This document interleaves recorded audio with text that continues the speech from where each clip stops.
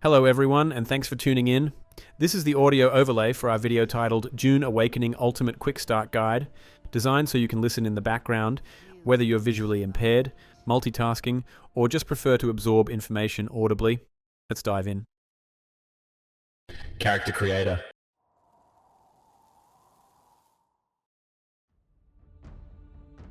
Okay, so even before the game begins on launch day, you can prepare. How? By downloading the character creator and the benchmark tool you can find on Steam. This lets you make and save your character beforehand. Importing character. Right then, it's time to start the game. Now, if you already made your character before this, bringing it into the game is quite easy. Once you are in the game, you will need to find the way to import your character. Look for an option. You might be able to press the R key on your keyboard, or you can click an import button if you see one on the screen. After you bring in your character, you'll want to give them a fitting name. This is your chance to get creative, make it something awesome, something thoughtful, or whatever feels right for your adventures on Arrakis. Unlock research. Alright, so after you give your character a name, you will see a very important message pop up on your screen. This message will ask if you want to start with the research menu open or closed. Now we really think you should choose unlocked or open. If you choose this, you will see your first mission mark on the map right away. It also means you can make a Sandbike much faster, and you can skip some of the first learning parts that might slow you down. Mentor choice. Good, so after that the game will ask you about your character's past story. And then you will need to choose a mentor, like a main teacher, from a list. Now, for the best help at the start of the game, especially for moving around easily, we think it's a good idea to choose Bene Gesserit. Why? Well, their special skills will help you travel over the dangerous sands more easily and better. This also helps you leave the first game area more quickly. Then you can start to build your first real base. You see, you will have a small first base, but you will leave that one later on. Trial quest marker.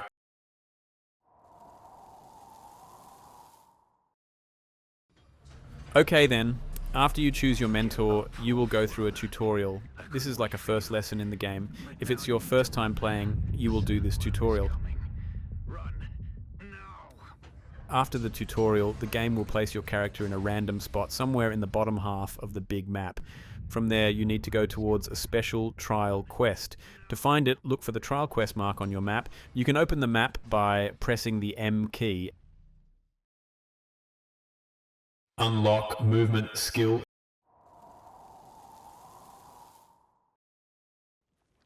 So, while you are going to the trial quest, it's a very good idea to unlock the Bindu sprint movement skill. This skill will help you move around much better and more easily over the land. Now, to unlock this skill, you will need something called SP, or skill points. You might get these SP when you level up your character, or you can get SP by finding intel at special places called intel locations. When you look at your map, these intel locations have an icon that looks like 3 small buildings stacked up in a triangle shape. The good thing is you can usually pick up the intel at these places without needing to fight anyone. You'll often find it at the top of a building, or sometimes hidden in a corner. These can be spotted by looking for a green shape, kind of like a drawing tool that shines from a box. Head to the trial quest. Alright, so you've made it to the entrance of the trial quest, the one that was marked on your map. Good job. Now you will need to go inside and use an object that you find in there. After you do that, you will finish the trial. Finishing this trial is very important. Why? Because after this, you can do other quests and you won't need to come back to this place anymore. This means we can move to a different area on the map, a new place where we can build bases that will last longer. Imperial testing station.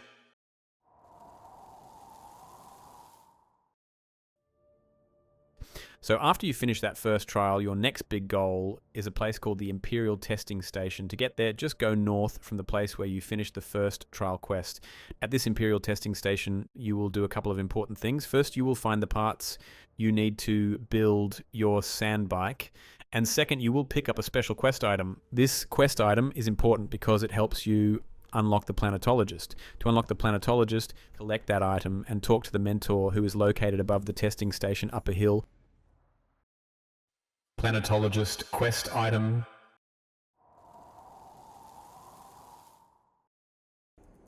So once you are inside the Imperial testing station, you'll be looking for two main things. First, you need to find parts for your Sandbike. You can get these by opening chests that you find around the station. Second, there's a very specific quest item for the Planetologist that you also need to find. Now, for this Planetologist quest item, you'll need to look carefully. It's hidden behind a bookshelf. This bookshelf is on the left side, just before you get to some green doors. And those green doors, they lead to a boss, a strong enemy. Boss fighting tips. Okay, get ready, because this station ends with a boss fight. A boss is a very strong enemy. Now, if you are lucky, maybe other players have just beaten the boss right before you got there. If that happens, you might be able to just go in and get the good items, the loot. But if the boss is there, here's what you should try to do. Your main goal is to make the boss stagger like it's losing its balance. You can do this by hitting the boss with your fast attacks, usually about 3 times, or hit until you see it stumble or look unsteady. As soon as the boss is staggered, you need to quickly hit its shield. Use a slow blade attack or a heavy attack to do this. To do a heavy attack, you press and hold down your attack button. It's also a really good idea to get good at using your defense moves. This means things like parrying, which you do by tapping your right mouse button, or blocking by holding down the right mouse button, or dodging by pressing the Alt key. Why? Because this boss usually tries to hit you back right after you attack. So just keep doing this. Make the boss stagger, hit its shield with a heavy attack, and use your defense moves. Do this again and again until you beat the boss. Then you can go into the boss room and get all the loot. Access granted. Unlocked loot room.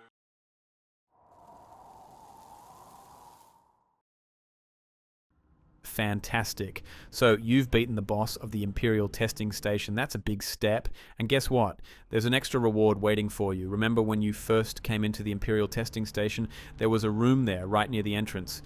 To be really clear, this room is located between 2 sets of stairs. These are the stairs you walk down right after you enter the main green door of the Imperial testing station. Well, that room was locked before, but now that you've defeated the boss, it is unlocked.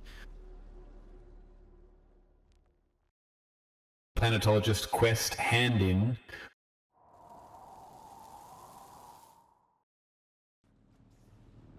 Excellent work. So you've beaten the boss and you have that special Planetologist quest item. Now, it's time to give that quest item to the Master Trainer and finish the Planetologist quest. Here's how to find the trainer. First, leave the Imperial testing station, go out the way you came in. Once you're outside, turn to your right, then you will see a hill. Go up that hill. The Master Trainer should be there, and when you talk to them, you will complete this part of your big adventure. Here's a useful tip for many quests in the game. Most of the time, if you already have the items that a character in the game, an NPC, needs for their quest, you often don't need to talk to the person who gave you the quest first. Where to build your first base.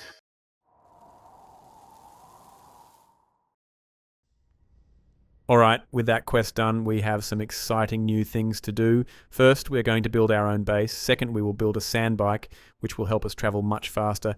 And third, we are going to unlock another mentor who can teach us a new skill for moving around even better.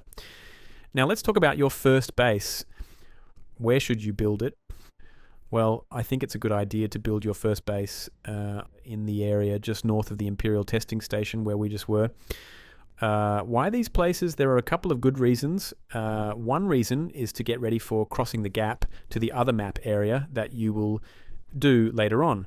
Building here puts you near the closest and best path to help you cross the big gap when the time comes. Another good reason is that these spots are close to where you will get new quests and also turn in quests you have finished, so it will save you some travel time. Research and craft Sandbike.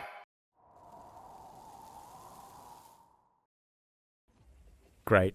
So now that your base is built, our next job is to build our Sandbike. Remember those parts we found at the Imperial testing station earlier? We'll use those now. First things first, before you can make the Sandbike, you need to do some research to unlock it. Once that's done, you can then craft or make each part of the Sandbike. Now, pay attention to this part. You will need 3 of the parts called threads. These threads are basically the wheels for your Sandbike. And trust me, once you have this Sandbike, moving around the world will be much, much easier and faster. Vehicle backup tool.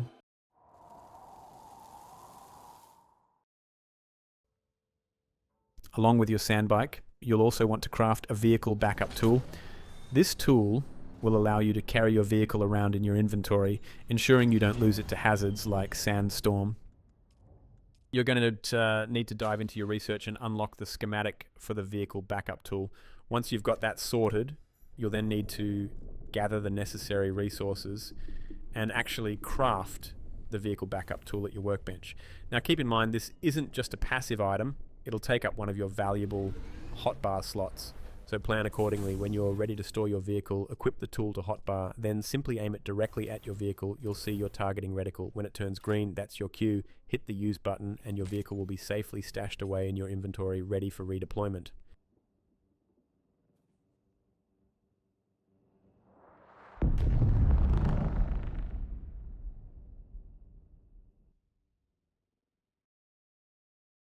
Head to Griffin's Reach trade post.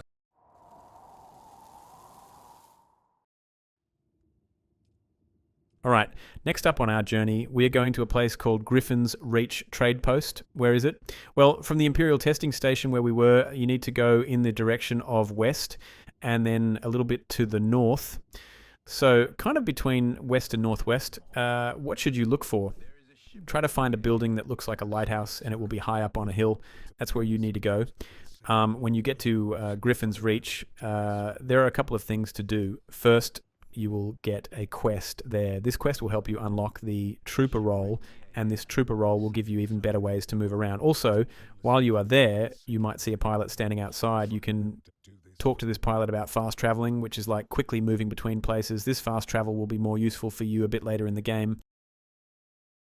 Your next step is to get that trooper's quest done, then turn it in. You'll be heading east for this, which is a good spot to farm crashed ships for upgrading weapons and armor. Prepare for relocation.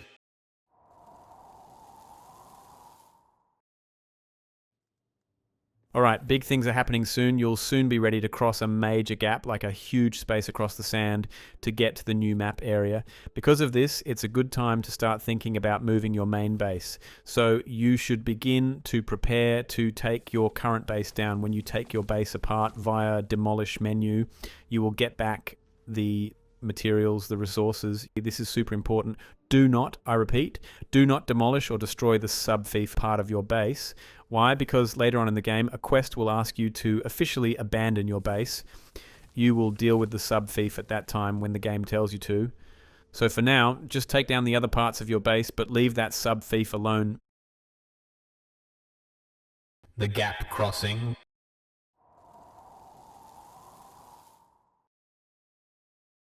All right, you've done a lot, and now you are finally ready to cross that big gap we talked about. When you are making your way across, try to find the shortest path, the quickest way to get to the other side. But please, be extremely careful when you are crossing. You need to watch out for a few things. First, look out for those giant sandworms. Second, be aware of other players. They might be crossing too, going back and forth. So keep your eyes open. And here's another very important tip. It's much better if you do not cross when it's nighttime in the game. Why? Because at night there are some airships that fly around and you could get trapped by them if you're not careful. So once you have safely made it across the gap and avoided all those dangers, it will be time to build your new base. This one will be a more permanent base, a place to really settle in for a while.